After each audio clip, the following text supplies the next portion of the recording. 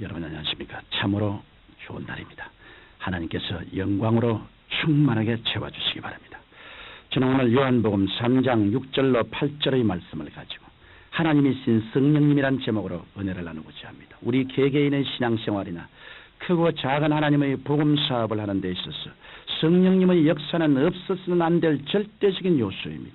성령께서는 먼저 이 세상에 오셔서 죄에 대하여, 의에 대하여, 심판에 대하여 세상을 책망하심으로 예수 그리스도 앞으로 사람들을 이끌어 주십니다. 또한 성령께서는 택한 사람들로 하여금 예수님을 구주로 믿어 거듭나게 하사 하나님의 자녀가 되게 해주십니다.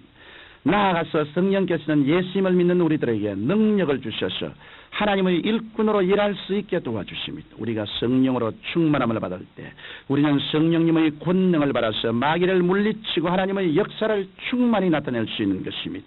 이와 같이 성령께서는 우리가 예수님을 믿기 전부터 예수님을 믿어 거듭난 이후 하나님의 자녀로서 성공적인 신앙생활을 하기까지 절대적인 힘으로 우리를 도와주십니다. 그러면 우리의 신앙생활의 처음과 나중이 되시는 그 놀라우신 은혜의 성령은 누구이실까요?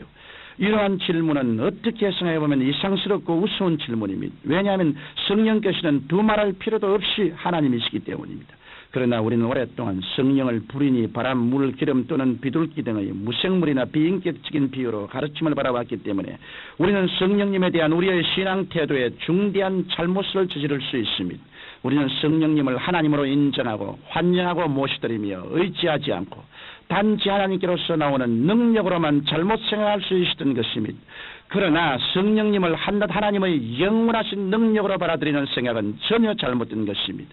그러므로 우리는 성령께서는 하나님이시며 비인격적인 어떤 능력이 아니라 인격을 가지신 분이라는 것을 분명하게 알아야만 합니다. 저는 이러한 사실을 여러분이 명백히 깨달을 수 있도록 오늘은 성령님은 하나님이시더라는 사실에 대하여 말씀드리겠습니다. 첫째로 성령께서 하나님이신 증거는 성경이 성령을 하나님이라고 부르고 있기 때문인 것입니다. 성경 사도행전 5장에 보면 아나니아와 삽비라에 대한 이야기가 기록되어 있습니다. 여기에서 아나니아라는 사람은 그 안에 삽비라와 더불어 소유를 팔아 그 값에서 얼마를 감추고 그 나머지 돈을 가지고 사도들 앞에 나와 마치 소유 전체의 값을 가져온 것처럼 가정하였습니다. 그때 사도 베드로가 성령에 충만하여 다음과 같이 아나니아를 꾸짖었습니다. 아나니아야, 어찌하여 사란이 내 마음에 가득하여 내가 성령을 속이고 땅값 얼마를 감추느냐?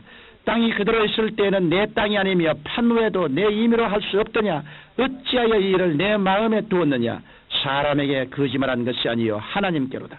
이처럼 사도 베드로는 성령을 속인 것이 곧 하나님을 속인 것이라고 말하므로 성령은 하나님이시라는 것을 증가하였습니다. 또한 신약 성경에 인용된 구약의 말씀 중에서 구약 성경에는 여호와의 말씀으로 기록된 것을 신약에서는 성령의 말씀으로 인용한 곳이 있습니다. 예를 들어보면 구약 이사야 6장 9절에 여호와께서 가라사대 가서 이 백성에게 이르기를 너희가 듣기는 들어도 깨닫지 못할 것이요 보기는 보아도 알지 못하려고 한 말씀이 신약사도행전 28장 25절 이하에 인용되었을 때는 성령께서 말씀하신 것으로 기록되어 있습니다. 즉 구약의 여호와의 말씀이 곧 성령의 말씀이라는 것을 보여줌으로써 성령님은 삼위일체 하나님의 한 분이심을 명백히 알게 해주고 있는 것입니다. 이와 같이 성령님께서 하나님이시라는 사실은 성경이 확실히 증가하고 있습니다. 둘째로 성령께서 하나님이신 증거는 성경에서 성령님을 성부 하나님, 성자 하나님과 동등하게 여기고 있기 때문인 것입니다.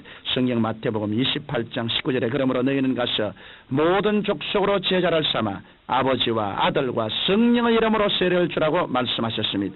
여기에서 예수님은 친히 성령님을 아버지와 아들과 동등한 하나님의 반열에 세워놓으시므로 성령께서 분명히 아버지와 아들과 동등한 권세와 능력과 영광을 가지신 하나님이시라는 것을 조금도 의심할 여지 없이 확정하셨습니다. 또한 성경에서는 성령님을 하나님의 성령, 그리스도의 영 혹은 보혜사라고 부르심으로 성령께서 성부와 성자 하나님과 동등하신 하나님이심을 보여주고 있습니다. 성경 요한복음 14장 16절에 내가 아버지께 구하겠으니 그가 또 다른 보혜사를 너에게 주사 영원토록 너희와 함께 있게 하시니라고 말씀하고 있습니다. 이 말씀이 가르치는 바를 살펴보면 예수님께서는 친히 자신을 가리켜 처음 보혜사라 칭하시고 자신이 성천하신 후에 대신 오실 성령을 다른 보혜사라고 부르신 것입니다. 그런데 여기에서 다른 보혜사의 다른이란 말은 헬라어로는 알로스라고 쓰이는데 그 뜻은 종류와 성질이 똑같은 것의 다른 것을 의미합니다. 그러므로 예수님께서 다른 보혜사라고 말씀하신 성령님은 사실에서는 예수님과 동일한 인격과 동일한 목적을 가지시고 예수님을 대신해서 예수님 이름으로 일하시는 동일하신 보혜사신 것입니다. 이와 같이 성경은 성령님을 성부 하나님, 성자 하나님과 동등하신 하나님으로 명백히 말씀하고 계십니다. 셋째로 성령께서 하나님이신 증거는 성령께서 하나님의 속성을 모두 가지고 계시기 때문인 것입니다. 오직 하나님만이 영원하시고 전지하시고 전능하시며 무소부지하신 속성을 지니고 계신데 성령께서는 이 모든 하나님의 속성을 다 갖고 계신 것입니다. 먼저 성령께서는 영원하십니다. 성경 히브리서 9장 14절에는 하물며 영원하신 성령으로 말미암아 흠이 없는 자기를 하나님께 드린 그리스도의 피가라고 말씀하시므로 성령님이 영원하신 것을 증거하고 있습니다. 또한 성령께서는 전지하십니다. 고린도전서 2장 10절에 성령은 모든 것 곧 하나님의 깊은 것이라도 통달하시느니라고 말씀하고 있으므로 성령께서는 전지하신 하나님이십니다. 나아가서 성령께서는 전능하십니다. 누가복음 1장 35절에 성령이 내게 임하시고 지극히 높으신 이의 능력이 너를 덮으시니라고 기록되어 있습니다. 그러므로 성령에게는 능치무라심이 전혀 없습니다. 마지막으로 성령께서는 무소부지하십니다. 성경 시편 139편 7절로 8절에는 내가 주의 신을 떠나 어디로 가며 주의 앞에서 어디로 피하리까? 내가 하늘에 올라갈지라도 거기 계시며 음부에 내 자리를 펼칠지라도 거기 계시나요라고 말씀하고 있습니다. 그러므로 성령께서는 무소부지하셔서 어디든지 계시는 하나님이신 것입니다. 이와 같이 성령께서는 영원하시고 전지전능하시며 무소부지하심으로 삼위일체 되신 하나님이십니다. 성령께서는 성부와 성자 하나님과 함께 어미하시고 거룩하시며 영광스러운 하나님이신 것입니다. 청취자 여러분, 성령님은 하나님의 어떤 능력이나 영적 힘에 불과한 것이 아닙니다. 성령께서는 성부 하나님과 성자 하나님과 동등하신 분이시요 세세토록 찬양과 존귀와 영광을 받으실 삼위일체 되신 하나님이신 것입니다. 그러므로 여러분은 성령님을 하나님으로 인정하고 환영하고 모시드리며 믿고 의지하십시오. 여러분이 성령님을 바로 알고 올바른 관계를 맺게 될 때 성령께서는 하늘의 신령한 것과 땅의 기름진 것으로 여러분을 풍성하게 채워주실 것입니다.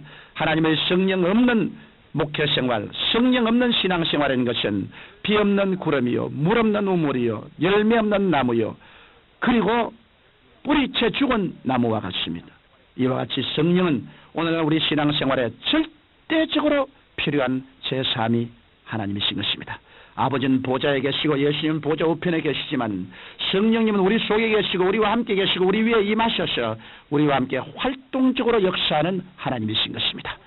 살아계신 하나님 우리 아버지, 우리 모두가 성령님의 은총을 힘입어 예수 믿게 되었사오니 성령님을 더욱 체험하고 깊이 알고 의지하게 도와주옵소서. 예수님 이름으로 기도드리옵나이다.